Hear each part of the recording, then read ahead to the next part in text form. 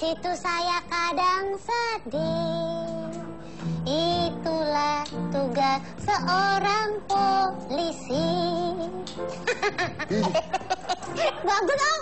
Kok aku nggak pernah dibikinin begitu ya sama Mas Eka Gustiawan ya? Bagus ya? Tapi itu memang fenomena karena bisa masuk ke setiap tempat yang dikatakan orang bisa masuk kata-kata itu. Contohnya saya sejak hitam putih ditemanin kamu. Iya. Maksudnya gimana? Sejak hitam putih ada kamu. Di situ saya kadang sedih. Lo kok sedih? Jadi ada aku sedih ya? Masa sih? Oke, ulang. Pada saat saya melihat wajahmu. Iya. Di situ saya senang banget. Di situ saya senang banget. Fenomena loh, ini fenomena ya, fenomena banget karena tiba-tiba menjadi meme ya kan, atau meme ya, beredar di mana-mana, bahkan di Instagram, di pet, di mana-mana kata-katanya nyambung di situ. Kadang saya merasa sedih. Iya, jadi apapun ceritanya itu ujung-ujungnya jadi di situ kadang sedih. Ujung-ujungnya jadi sedih. Iya. Ya. Bagi kita akan tanya langsung, apa sih yang membuat sedih itu? Nah, tapi kalau ngomong-ngomong tentang meme dulu. Meme dulu, oke. Om Deddy tahu meme itu apa sih sebenarnya? Meme itu apa? Kan biasa orang membuat, biasa kok Indonesia nyebutnya meme gitu ya. Iya. Meme itu apa sebenarnya? Jadi meme itu sebenarnya bukan gambar orang terus dilucu-lucuin, enggak. Apa dong? Tapi meme itu sebenarnya adalah sebuah cara untuk menyebarluaskan sebuah ide. Awalnya ada menyebarluaskan sebuah ide. Jadi kalau tidak salah itu saya lupa, tapi zaman dulu tuh kan ada teori Darwin yang manusia katanya awal dari monyet, tahu ya? Coba ulang. Awal teori Darwin kan ada teori Darwin yang mengatakan manusia awalnya berasal dari dari monyet. Nah, terus kalau tidak salah ada seseorang ilmuwan juga yang namanya Richard Dawkins. Nah, Richard Dawkins ini mengatakan bahwa manusia itu tidak bisa dilihat hanya dari fisiknya saja, tapi perubahan manusia itu juga dilihat dari faktor kebudayaan yang melekat pada manusia dan itu berkembang luas. Nah, kata-kata Richard Dawkins ini turun-temurun digunakan, disebarkannya turun-temurun, maka disebut sebagai dari meme. orang ke orang. Dari orang ke orang, maka itu disebut sebagai meme. Tapi kalau sekarang meme itu digunakan untuk lucu-lucuan. Iya, kayak mau bikin dagelan tentang apa. Betul, gitu. saya ada meme pernah dibuat tulisannya botak siapa takut, kan kurang ajar yang buat itu kan. Iya, betul. Bahkan ada waktu itu aku lihat Om Deddy lagi pose apa gitu. Kalau takut tuh jangan sama apa, tapi takut sama calon mertua apa gitu. Ada deh. Siapa takut sama calon mertua? Tapi bukannya bukan Om Deddy. Saya nggak punya calon mertua. Iya kan udah bubar. Mertua ya? saya udah bubar. Oh iya benar juga. Tapi kita punya meme sekarang, ini adalah meme dari tokoh-tokoh Indonesia yang dibuat. Coba kita lihat. Nah, mana? Jadi ini ya, Ahok mau Jakarta bebas banjir tapi masih buang sampah sembarangan. Mikir. Pas posenya. Ibu Susi. Wah, ada kapal meledak di belakang, dia pakai kacamata. Mana kapal yang lain? Ya kan? Mana kapal yang lain? Nah, Bapak SB, lebih baik BBM naik dibandingkan BBM diri tapi nggak dibalas. Iya benar. Lebih sakit hati. Iya. Dibaca tapi nggak dibalas tuh lebih sakit hati. Nah, Ibu Susi lagi, masih berani mencuri ikan di Indonesia, meleduk loh. Oh lihat, tuh, itu gara-gara nyuri ikan tuh. Kenapa dia pakai kacamata? Aduh. Biasa aja. Balik ngadep depan. Nah, langsung wah aja. Cuma ingetin besok hari Senin. Coba aku yang di pose gitu ya. Cuma ngingetin besok Jumat Kliwon gitu ya.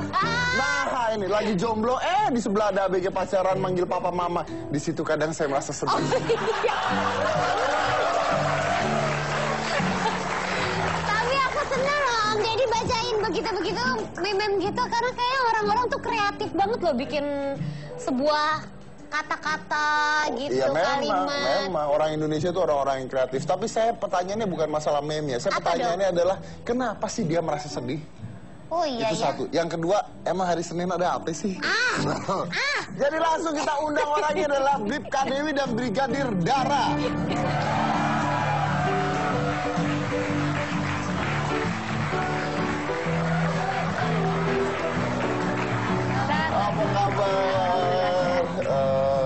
Bentar, ternyata lebih ganteng ya lihat aslinya. Terima kasih. Di situ saya nggak ngerasa sedih lagi gitu. Udah nggak merasa sedih ya? Udah nggak merasa sedih? Masih sih. Oh masih dikit ya. Masih. Saya dibilang ganteng, saya merasa sedih. Dara, kayaknya udah pernah kesini kan? Siap. Udah pernah kan? Sekarang ada meme-nya. Silakan duduk, silakan. Silakan. Silakan duduk. Polwan sekarang cantik-cantik banget kayaknya ya. Kenapa? Polwan sekarang kayak cantik. Kamu nggak minder duduk di sampingnya? Aku di belakang sini aja Pak ya? Ah, Gimana ya? kamu belakang aja sono. Kamu di belakang jongkok terus kamu ngomong, sekarang saya merasa sedih gitu. Iya. Makasih lah. Saya mau tanya dulu nih sama Brip Kak. ya, Bripka Dewi. Kenapa sih sebenarnya merasa sedih itu? Itu memang yang jelas sisi lain dari polisi ya Mas ya. Khususnya saya sebagai seorang polwan, satu sisi polwan, satu sisi saya seorang ibu. Tapi ya pada intinya juga tidak ada bedanya dengan tugas saya yang mana dengan bermacam karakteristik ya. Yang harus saya jalani harus saya bagaimana caranya apapun itu aturan bisa menyentuh di masyarakat dengan terjadinya pro dan kontra seperti itu. Ya. Dan yang membuat Anda sedih apa sebenarnya? Ya, membuat saya sedih bahwa konsekuensi yang harus saya terima ya, contoh hari ini aja saya harus ninggalin anak saya. Anda harus ninggalin anak. Oh. Gitu. Kenapa sedih ninggalin anak kalau boleh tahu? Apa ya? Karena kan walau bagaimanapun saya punya kewajiban sebagai seorang ibu. Gitu. Yang notabene nggak mutlak setiap kegiatan anak saya bisa saya temenin karena ya ada kewajiban yang memang harus saya laksanakan, pertanggungjawaban saya terhadap negara gitu. Jadi harus memilih mana sebenarnya? Saya usahakan dua-duanya bisa seimbang. Kalau seandainya negara membutuhkan dan anak membutuhkan, memilih mana? Memang pilihan yang sulit ya Mas, tapi saya usahakan sesuai kewajiban saya. Saya laksanakan perintahnya. Berarti negara tetap? Ya. Kenapa bisa begitu? Kenapa tidak anak dulu?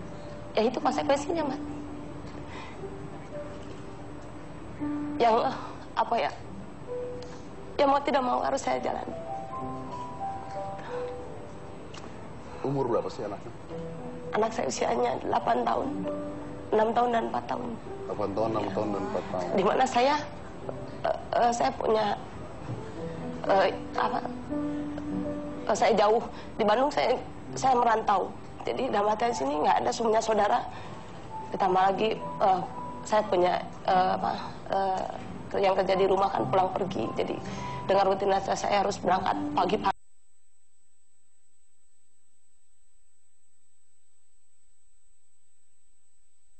Allahu Akbar,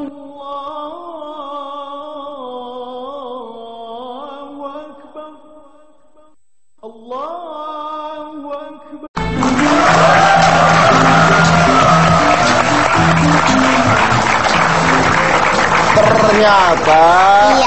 Ternyata saya salah tadi. Yang hari Senin itu. Dan ternyata Brigadir Dara ini bukan yang hari Senin itu. Tapi suka dibikin. Dia yang Selasa, Rabu, Kamis, Jumat, Sabtu, Minggu. Wah, lebih banyak lagi dong kayaknya ya. gitu. Tapi Brigadir Dara juga sering dibikin meme juga gitu ya? Iya, sempat beberapa. Saya pernah lihat di 9GAGS malah. Oh ya? Apa, This is Indonesian Police. Wih, berarti termasuk polisi-polisi cantik gitu ya? Iya, itu pernah dibikin meme juga kan? Iya. Apa contohnya apa? Lupa sih soal agak banyak juga aku lihat. Belagu banget. Iya, nih. sama kayak aku juga gitu. Udah mamam belum? Gitu gambarnya aku. Maksudnya apa? Udah mamam belum? Ya, Gambarnya biar kamu buat orang-orang orang-orang diet supaya nggak makan. Untuk supaya orang makan deh, gitu. Yuk bangun yuk, jangan bobok terus gitu kalau aku. Maksudnya apa sih? Ya aku juga punya meme begitu Nggak juga. pernah lihat saya meme. Masa sih? Nggak pernah. Mungkin aku bikin sendiri kali ya buat kalangan pribadi ya. Tapi nggak, ini pertanyaan yang penting sebenarnya. Ketika dibuat meme itu seneng apa Bete. bete? Coba. Kalau untuk saya pribadi saya sedih ya. Sedih ya? Saya sedih terus kaget itu karena walau bagaimanapun pada saat itu saya berpakaian dinas dan keluar kata-kata itu spontanitas gitu, spontanitas di mana ya itulah sisi lain dari seorang polisi. Dan itu bukan jokes ya? Enggak. Bukan lelucon ya? Pada saat mengatakan itu bukan lelucon kan? tapi ternyata dibuat oleh orang-orang menjadi sebuah lelucon gitu. Nah, gimana ketika ngeliat itu pertama kali? Kaget, sedih, kesal. Kaget, sedih, dan kesal. Maka di sini juga saya terima kasih banyak akhirnya bisa bisa menjelaskan, diberi kesempatan untuk menjelaskan bahwa sekali lagi silahkan, itu hak asasi masyarakat seluruh Indonesia. Dan memang pernah juga saya sekali lihat ada teman yang memang dia kerja di luar negeri, ternyata nyampe juga gitu foto saya itu. Cuman terlepas dari semua itu, walau bagaimanapun saya bangga jadi seorang anggota polisi. Walaupun ada proses itu harus saya jalani. Tapi dari Burta Dewi sendiri kan, kalau seandainya dilihat ya, sampai dibuat video klip gitu ya, video klip dengan menggunakan wajah Anda loh. Itu kan sebenarnya kalau misalnya Anda tidak terima, seandainya Anda tidak terima, saya nggak ngerti, tapi kayaknya Anda bisa nuntut ini perusakan nama baik sebenarnya. Ya kan? Iya. Nah, Anda... Tapi kan jadi terkenal, Om. Tapi kan dia nggak suka sebenarnya, karena... Nah, gimana tuh? Karena memang sekali lagi kalau udah berkaitan dengan media sosial sulit untuk dibendung, karena kan kapasitas kecepatan datanya itu segala macam. Maka dari itu saya berusaha untuk positive thinking saja dan berharap dengan seperti itu, walaupun saya ambil sisi positifnya bahwa masyarakat mungkin kami juga usaha polisi bisa lebih dekat lagi dengan masyarakat gitu, dan masyarakat bisa lebih mengenal kami bahwa ini di balik kegagalan kami ada kerapuhan kami. Ya, tapi apakah itu sebenarnya sisi positif untuk polisi atau malah menjadi negatif? Ini maaf, tapi ini bukankah akhirnya polisi menjadi main-mainan gitu akhirnya? Kalau itu tergantung orangnya ya Mas menilainya, kalau menurut saya, karena susah. Kalau susah ibaratnya susah ditebak kalau pola pikir manusia gitu kan. Jadi ya saya harap masyarakat lebih berpikirannya ke arah positif gitu. Salah satu juga saya bisa tampil di sini, saya mau menjelaskan bahwa itu sisi lain dari polisi yang mempunyai hati nurani. Itu punya perasaan juga. Jadi ingat, ketika Anda menggunakan meme tersebut, orang yang dibuatnya itu sebenarnya memang ketika mengucapkan itu bukan dalam arti kata jokes atau komedi, tapi memang pada saat itu memang sedang sedih beneran gitu ya. Padahal rata-rata kan orang-orang yang dibuat meme itu adalah orang yang sedang ngomong serius. Betul. Mungkin. Dan itu orang sedang sedih beneran, sedang serius, dan dibuat meme jadi lucu-lucuan. Harusnya nggak seperti itu. Kalau Brigadir Dara? Iya, begitu ngelihat meme aku, awalnya sih kaget kok bisa dapat foto aku dari mana gitu. Cuma karena terlalu banyak, ya aku juga karena aku menganggapnya itu bukan hal yang selama itu masih dalam hal wajar, ya biasa aja. Asalkan masih dalam hal yang wajar ya. Kalau sudah tidak wajar mungkin baru nanti akan ada teguran. Tapi kan positif atau negatif akhirnya? Saya lihat ada positifnya, ada negatifnya ya. Mungkin negatifnya banyak orang atau banyak di luar sana yang berusaha untuk misalnya yang tidak suka dengan polisi, banyak juga meme yang untuk menjatuhkan kami. Tetapi di sisi positifnya, itu artinya kami diterima oleh masyarakat, kami diperhatikan oleh masyarakat. Dan sisi positifnya lagi, dengan adanya meme itu, saya atau kami sebagai anggota polisi harus lebih menjaga nama baik institusi. Nah, kalau misalnya ketemu orang di jalanan yang tahu lihat meme itu gitu, terus ngeliat Anda terus ketawa gitu gimana? Ya, saya nggak masalah. Kayak tadi kalau benar misalnya tadi bukan Mbak Eka gitu ya, misalnya tadi Mbak Dara yang hari Senin digodain sama Mas Dedi gitu, kayak ada apa sih sama hari Senin gitu, gimana? Nah, ya makanya kan bisa seperti itu. Nah, kalau dari orang-orang yang terdekat komentarnya apa? Dari suami misalnya ngeliat itu. Kalau suami saya, ya mau gimana lagi gitu. Orang itu sudah terjadi gitu. Kalau dari anak, katanya anak sekarang, ibu sekarang di TV terus gitu katanya.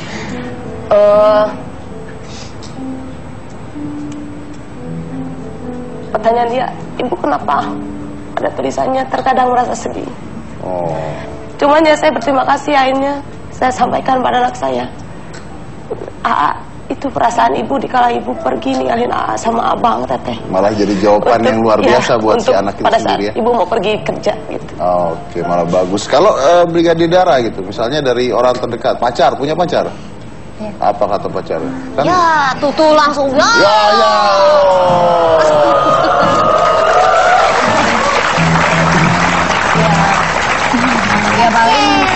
lucu aja sih. Padahal ketika dia bilang punya pacar, saya juga merasa sedih itu. Langsung di dalam hati ya. Terkadang saya merasa sedih langsung nyanyi. Apa katanya?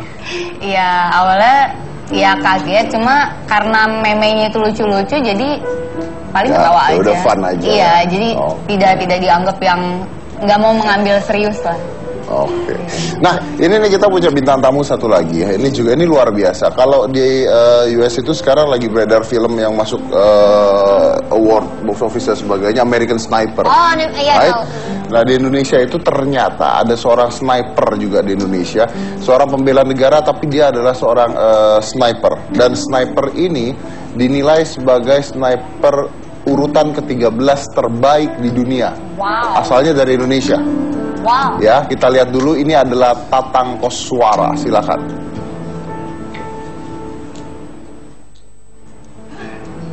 Nah, Jakarta, ini Tatang Koswara dan 14 sniper terhebat di dunia.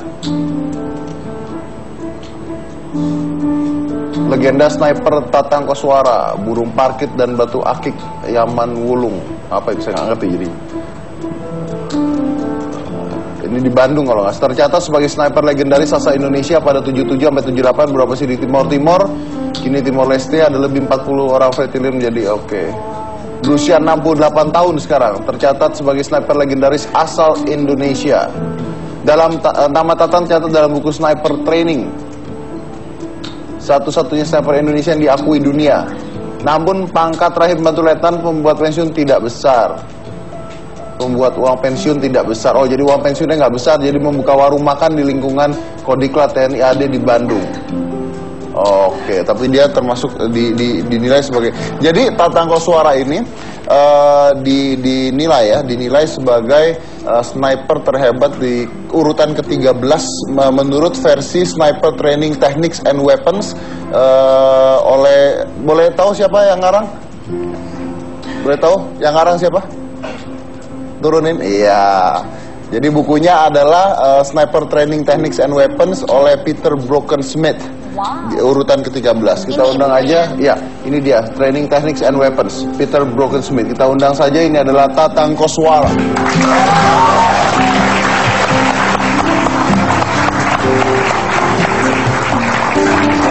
Apa kabar Pak Tatang? Baik. Luar biasa.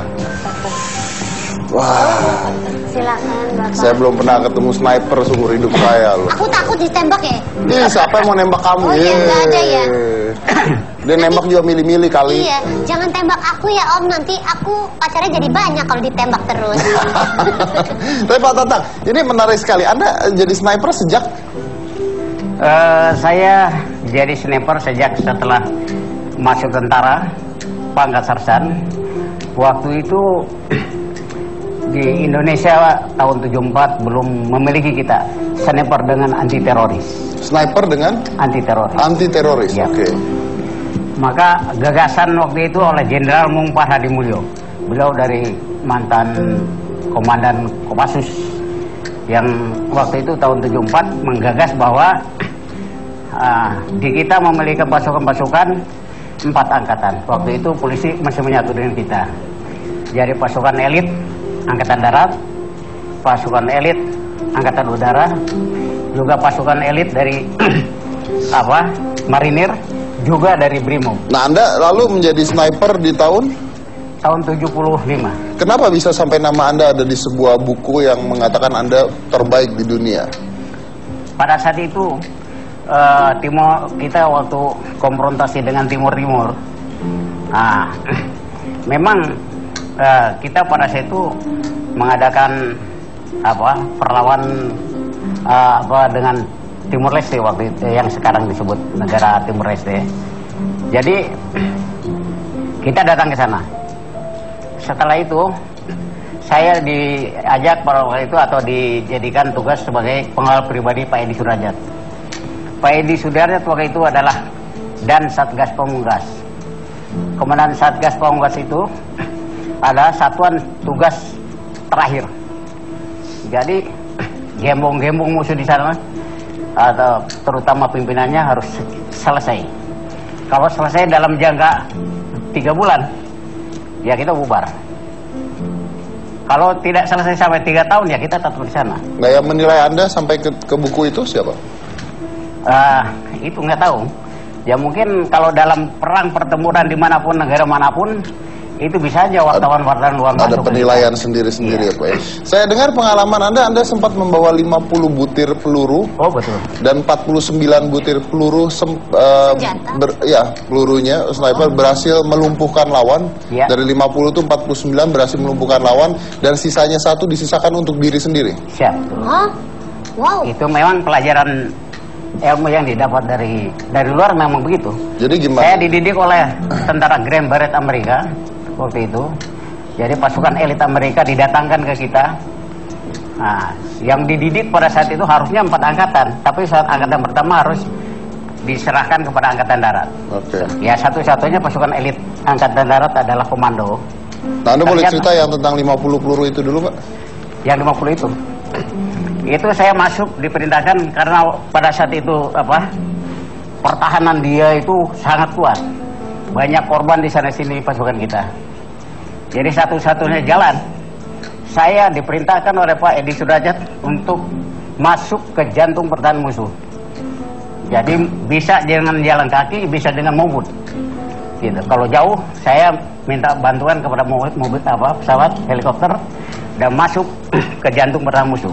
Kalau di sini TNI, di sana musuh, wilayah musuh itu adalah wilayah sniper. Jadi di situ berapapun banyaknya musuh, saya cukup oleh 2 orang. Bahkan bila perlu 1 orang. Jadi musuhnya tidak sniper ya? Anda sniper gitu? Tidak. Ada juga. Ada juga? Sempat saya lumpuhkan. Oke, Anda melumpuhkan berapa orang? 49. Ya kira-kira begitu lah. Yang 1 disiapkan untuk diri sendiri.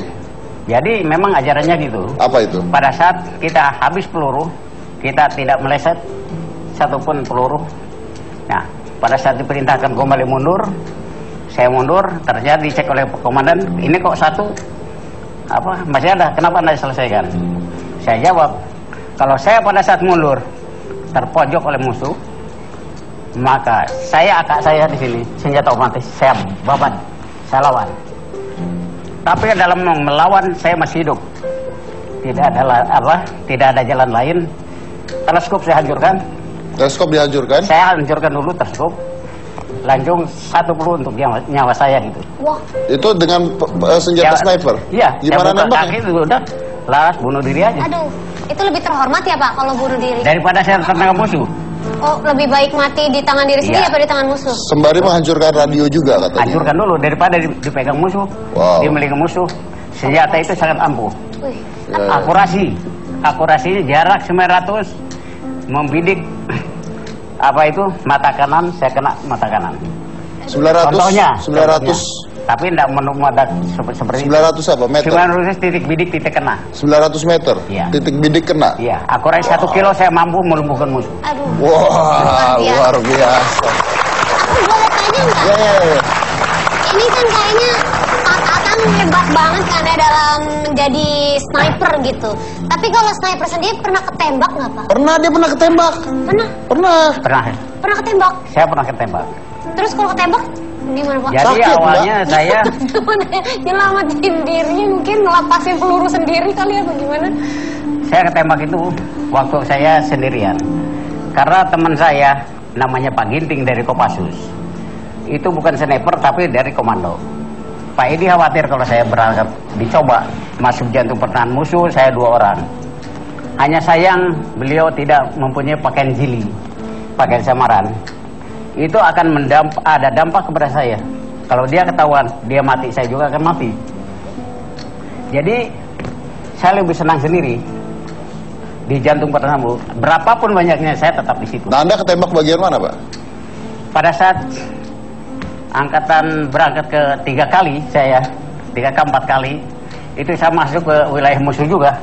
Saya tidak mau untuk tujuannya untuk memberikan informasi malam untuk jalannya pasukan. Manakala malam saya menggunakan stelet telusup malam, langsung membaca medan, melaporkan untuk pasukan-pasukan jalan nanti untuk pada serangan. Itu kalau malam saya bukan untuk membunuh, tapi saya pada saat malam adalah untuk sebagai intelijen. Oke. Nah, sebenarnya Anda tertembak di bagian mana, badan? Maaf, ini sebelah kaki ini. Oh itu masih bolong ya, masih Ya, kelihatan masih bolong. Nah katanya Anda mengeluarkan pelurunya pakai gunting kuku. Iya betul. Ah, yang di situ Pak, yang tadi? Oleh saya sendiri. Karena waktu itu saya akan maju ke arah 300 meter. Dikira saya tidak ada musuh. Saya lebih senang bergerak di medan terbuka. Karena medan terbuka tidak dicurigai. Jadi saya lebih senang, tetapi sangat rahasia. Karena saya memiliki pakaian jili, saya merapat, bergerak. Kadang-kadang dari 5 meter 1 jam saya. Bergerak sangat hati-hati. Ternyata Pada ketembak saat gitu. malam itu, pada saat bergerak teman saya hanya satu, adalah angin. Kalau angin berkencang, saya baru bergerak. Gitu. Ternyata ketembak di sana. Ya, pada saat ketembak, ternyata di depan jarak 300 ada musuh. Wah, itu saya sudah masuk gelingron, sudut mati. Tidak bisa, berbahaya saya. Di situ saya bertahan. Musuh pimpinan sudah saya kunci. Wilayah itu saya kunci dengan tertutup saya. Nah, dari jam 10 mengamati musuh, mengamati saya dikunci, pimpinan saya ikuti terus, diterusuk. Sampai jam 5, nah itulah saya mulai menembak dia gitu. Kenapa? Seorang sniper itu tidak seperti pasukan. Kita sniper itu memerlukan kesabaran, Betul. ketenangan, Karena diam terus nunggu ya. berani, tidak takut, ya percaya diri, tidak panik. Konsentrasi ya Pak ya? Ya, konsentrasi ke situ. Nah Anda ketembaknya oleh siapa? Oleh musuh, Pak. Pada saat jam 5 dia turun. Sebetulnya jam 10 kalau saya tembak kena. Hanya saja mungkin lintasan peluru terdengar arahnya dari saya, pasti saya disiram, dihantam musuh. Maka saya amati bagaimana saya untuk menyelamatkan diri saya, jadi supaya jauh dari pasukan. Pada saat itu mungkin dia akan ke air, saya intai, saya hantam, tumbang, ternyata di bawahnya ada pasukan juga. Jadi letter L, saya dihantam, disiram oleh musuh. Ya, sebetulnya tidak kena, saya tidak kena. Tapi mungkin ada musuh munisi Peluru yang kena kepada kayu, berkoset ke saya. Oh. Jadi tidak dalam. Jadi Mantul. tidak Tidak kena dalam. mantul lah. Tapi peluru yang masuk tuh. sendiri, Pak. Itu jam 5 lebih. Peluru yang masuk itu. Masuk ke kaki saya, tidak terasa. Tapi kenapa ini kaki saya basah? Dipegang pelan-pelan, waduh darah. Langsung yang atas itu masuk kelingking saya, wah ini keburu. Saya diam, bertahan. Tidak goyang, kalau goyang kelihatan saya mati. Bertahan 1 jam, air darah mengalir terus. Terus saya kira-kira jam 6 dia mungkin sudah mundur, dan dia juga kalau saya sendiri mungkin saya disergap. Mungkin perasaan dia ada pasukan TNI, padahal saya sendiri. Pak, saya potong, Pak, maaf. Tapi saya dengar bahwa Anda sekarang dana pensiunnya saja kurang. Bagaimana? Dana pensiunnya kurang, saya baca tadi. Oh, kalau masalah dana pensiun, saya sudah nawaitu. Istilah Islam itu niat. Saya jadi militer, saya tidak akan harapan kaya. Hidup untuk saya dan juga seorang militer tidak akan sengsara. Jadi pandai-pandai istri saya untuk mengatur gaji.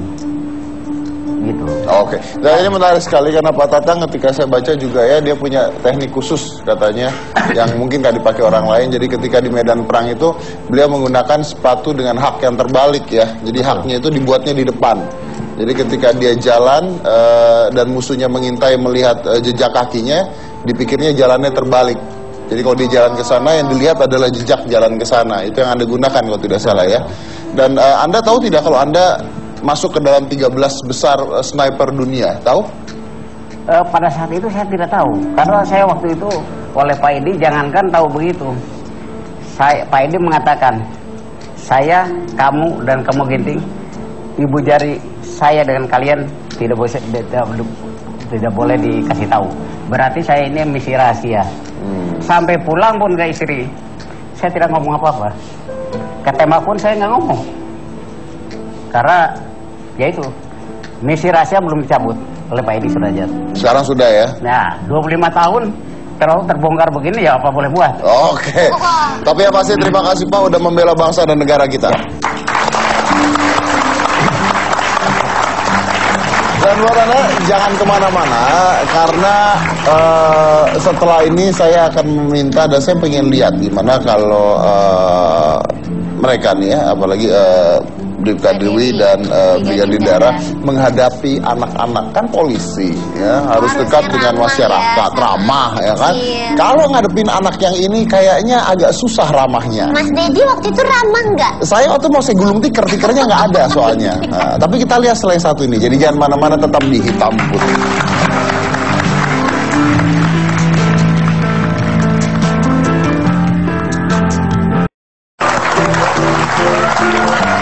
Jadi sekarang saya punya satu segmen baru di Hitam Putih.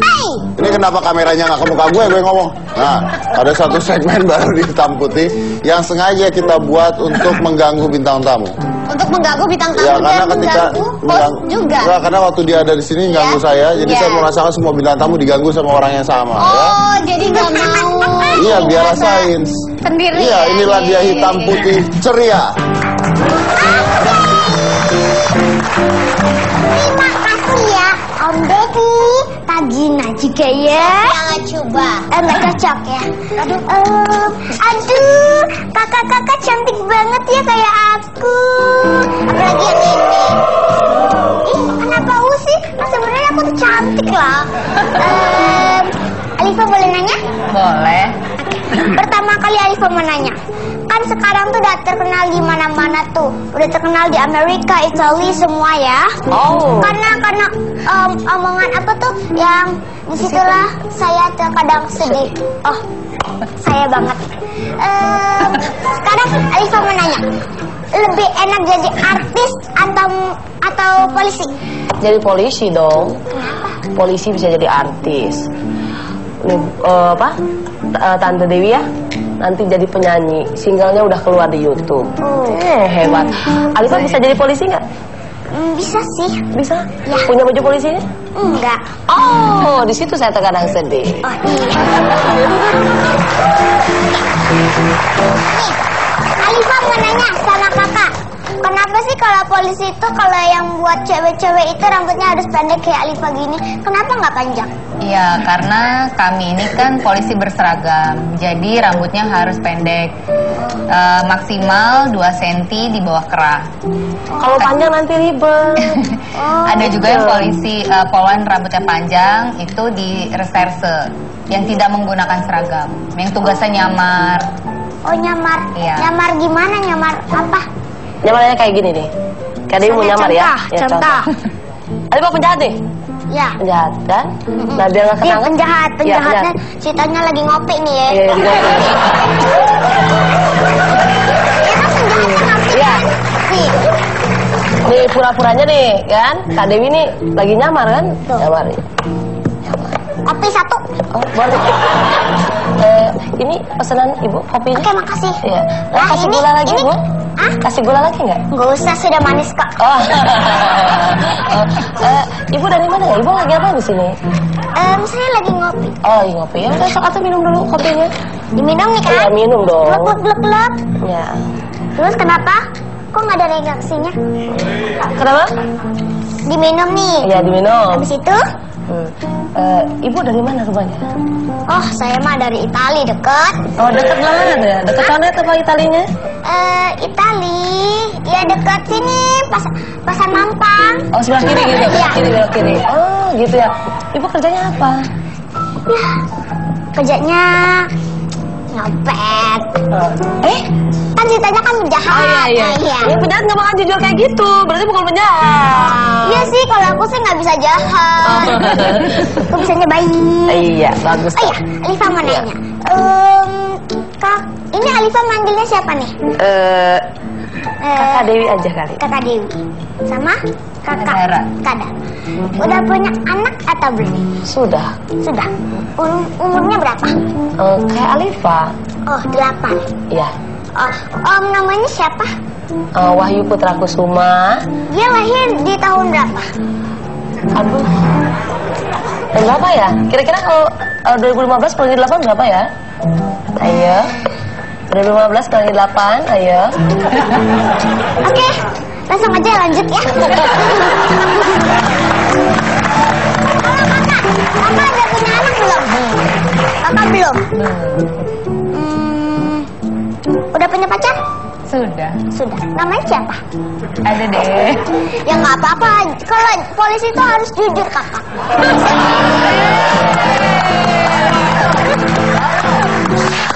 Ya, pokoknya ada deh. Nanti aja dibisikin ya.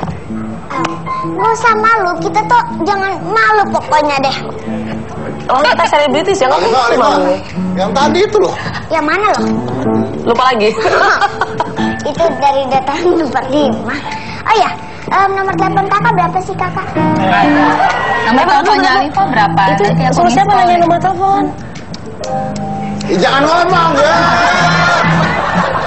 Kenapa? Jangan ngomong, kan saya bilang kamu yang minta, ntar kasih om, jangan kamu ngomong om yang minta. Ingat omongan yang tahun lalu, jangan sakiti anak kecil.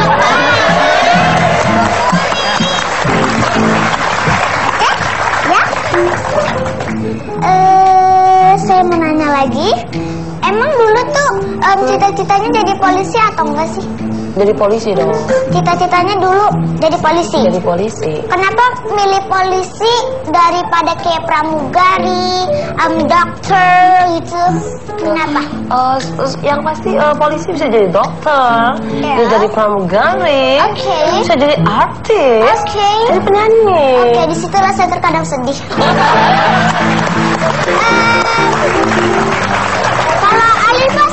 Kalau Alifah tuh ya, kalau Alifah cita-citanya tuh dari kecil tuh jadi artis cilik. Oh, Misalnya jadi artis paling wow seperti Hollywood, aktris Hollywood. Monica, ya Oh, kan? iya. Terus agak tua mau jadi guru, agak tua lagi mau jadi SBY. Nah, yang paling tua Alifah mau jadi polisi. oh, kenapa yang paling tua? Oh ya, ngomong-ngomong Alifah udah pernah naik mobil patroli polisi belum? Belum, Kenapa? karena nggak sempet sih. Aku belum pernah sih. Di situ saya terkadang merasa sedih.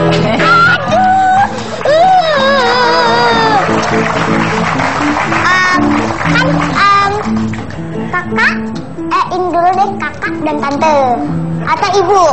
Kan udah punya anak. Kakak dong. Oh, Kali ini lagi nyamar, lagi nyamar. oke lagi Kakak, nyamar. kakak, Iya kakak, iya. ya. Iya. Jadi kakak-kakak Iya, kakak-kakak. kan udah jadi paling terkenal banget nih, Iya. kayak Alifah gitu ya. Udah pernah jumpa fans belum di pasar lagi belanja, shopping, mall gitu, lagi makan? Oh, kalau jumpa fans mah ya pasti.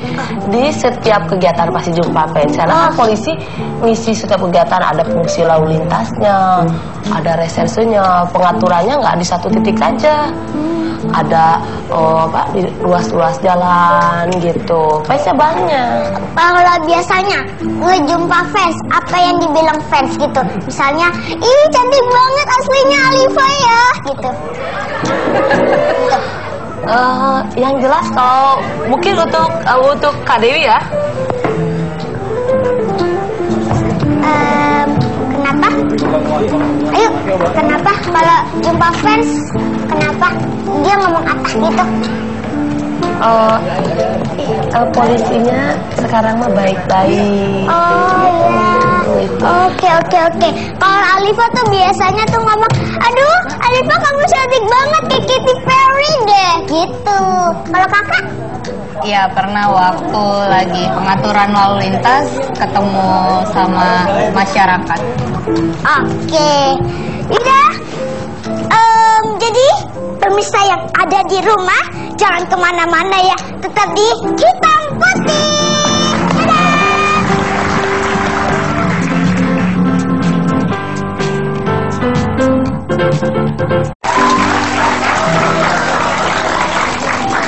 Acara-acara saya, dia yang teriak-teriakan. Udah kelar tadi wawancaranya. Udah. Gimana? Ya seru banget lah ya. Udah jangan ditanya ini, ditanya nggak berhenti dijawabnya. Iya. cukup, ya. Ada Kak Feni Rose. Kayak duduknya sama-sama aku loh dia. Tuh kan. Kak apa Bagus tante? ya, pinter. Kak dong, Kak Ros ya. Sarah. Nah, Kak Rose ini kalau datang di Hitam Putih selalu fit. Oh terima kasih. Kan dengan saya sama kayak Deddy Kobusya juga kan. Olahraga yang teratur, ya seperti saran Bu Dokter, menjaga pola makan, hidup sehat gitu. Oh, tuh kamu tuh jangan makan. Siapa makan? Yang mana? Yang itu biarin yang kecil udah. Emang nggak pernah kecolongan makan makanan kotor? Oh iya, oh pasti. Karena apalagi kalau tiap pagi ya, kalau nggak minum kopi itu kayaknya belum bangun rasanya. kopi, teh, kue-kue yang manis. Itu masih suka. Kue, Kue. bukan. Kamu kue bukan sih? Terus nggak takut jadi gemuk? Ya dulu iya, tapi sekarang nggak lagi karena saya sudah ganti gula pasir saya dengan Thermolite Diet Sugar.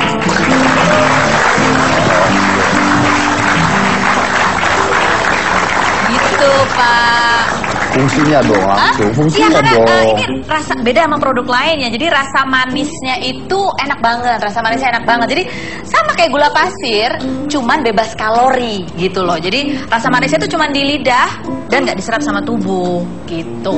Jadi Oke. kalau bedanya sama produk lain ya, kan namanya ibu-ibu kan kalau beli produk itu kan harus dilihat komposisinya apa sih gitu ya. Biasanya produk lain itu tulisannya kan gini, gula jagung. Gitu ya Bu Dokter ya. Padahal sesungguhnya nggak ada tuh kandungan jagungnya nggak ada. Jadi rasa manisnya itu kan biasanya dari zat-zat kimia gitu. Beda kalau Thermolite Diet Sugar ini alami gitu. Karena ini adalah generasi terbaru gula dari tebu alami yang diolah menjadi gula bebas kalori. Jadi rasa manisnya itu cuma di lidah, nggak diserap sama tubuh. Begitu. Oke, terus apa lagi selain rendah kalori? Oh, selain rendah kalori ini juga tahan panas. Jadi bisa buat masakan-masakan panas. Kalau bikin kue gitu ya, pakai Thermolite Diet Sugar ini bisa. Kalau produk lain biasanya nggak tahan panas. Jadi begitu kena panas dia rasanya malah jadi pahit gitu loh, nggak manis. Kalau ini enggak ya? Ini enggak. Jadi buat Anda semua nih pokoknya untuk mencegah diabetes gitu ya, untuk menjaga berat badan supaya tetap ideal, atau mungkin buat Anda penderita diabetes tapi masih tetap ingin menikmati rasa manis gitu ya, selain melihat saya itu sebaiknya ganti gula pasirnya dengan yang sehat dan alami gitu. Karena dan ingat, hanya Thermolite Diet Sugar ini yang alami, begitu manis dan sehat. Yuk kita langsung berikan hadiah buat penonton. Kamu mau ikut? Yuk. Kamu kan kayak ini, kamu manis juga kayak Thermolite Diet Sugar gitu ya. Kita mau ada kuis ya, kuis Thermolite Diet Sugar. Ada passwordnya buat Anda pemirsa. Passwordnya adalah, kalau saya sebut Thermolite Diet Sugar, passwordnya adalah begitu manis dan sehat. Ya, begitu manis dan sehat. Oke. Gimana kan? Begitu manis dan sehat. Gitu ini. Gedenya kayak gimana dia ya? Jangan ditanya. Oke, sudah ada penelpon? Lihat saya bacakan pertanyaannya. Sudah ada yang nelpon belum sih? Harus sih sudah ada. Oh, Halo? sudah ada ya? Halo? Halo? Selamat malam. Halo. Begitu manis dan sehat. Oh, Thermolite Diet Sugar. Begitu manis dan sehat. Dengan, boleh diulang lagi Pak ya, saya sebut dulu. Thermolite Diet Sugar. Halo. Begitu manis dan sehat. Terima kasih Pak. Dengan Bapak siapa atau Mas siapa? Mas siapa namanya? Dengan Kiki. Kiki, Mas Kiki. Oke, dengar pertanyaannya ya.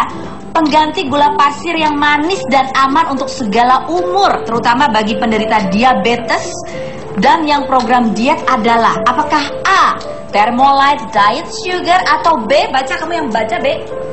Terlalu. Nah, apakah A, Thermolite Diet Sugar, atau B, terlalu? Apa itu? A.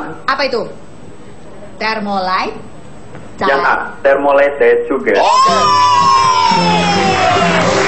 Artinya Anda mendapatkan 2 juta rupiah dipersembahkan oleh Thermolite Diet Sugar. Begitu manis dan sehat.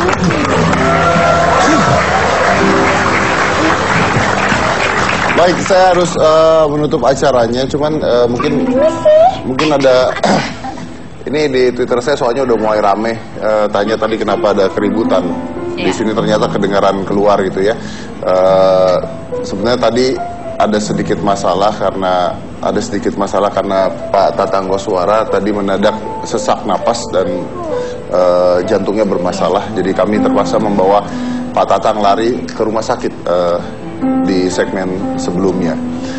Dan kita semua berdoa mudah-mudahan tidak ada terjadi apa-apa ya. Anda lihat semua, mudah-mudahan segera sehat karena beliau adalah pahlawan yang luar biasa buat Indonesia. Mudah-mudahan apapun masalahnya segera ditangani oleh para dokter dan bisa kembali lagi berjuang untuk negara kita. Dan Pak Tatang tadi sempat ke dalam, dia sempat mengatakan sama saya, Mas Dedi maaf nih, jantung saya agak sesek katanya tadi. Tapi saya mau cerita satu hal, dia bilang. Pada saat kaki saya ketembak itu, saya pada saat mau lari saya bingung karena saya takut saya akan dikejar oleh musuh. Dan saya udah siap mati pada saat itu. Tapi sebelum saya siap mati, saya mencabut ikat kepala saya. Lalu saya menaruh foto istri saya dan anak saya di ikat kepala saya yang berwarna merah putih itu. Lalu saya ikatkan di kaki saya yang berdarah-darah tersebut. Yang tertembak untuk menutupi lubang peluru tersebut. Lalu sejak itu saya merangkak jalan dengan bendera yang ada di kaki saya. Dan saya berpikir, kalau sampai mati pun, maka ketika saya mati, darahku harus ada di merah putih. Itu adalah kata-kata Pak Tatang yang tadi terakhir kali saya dengar sebelum beliau mengalami serangan jantung dan kita harus bawa ke rumah sakit. Sekali lagi mohon doanya untuk Pak Tatang, mudah-mudahan beliau segera sehat. Dan saya akan mengambil kata-kata dari Pak Tatang yang luar biasa. Darahku di merah putih. Saya Deddy Corbuzier di Tagina. Inilah.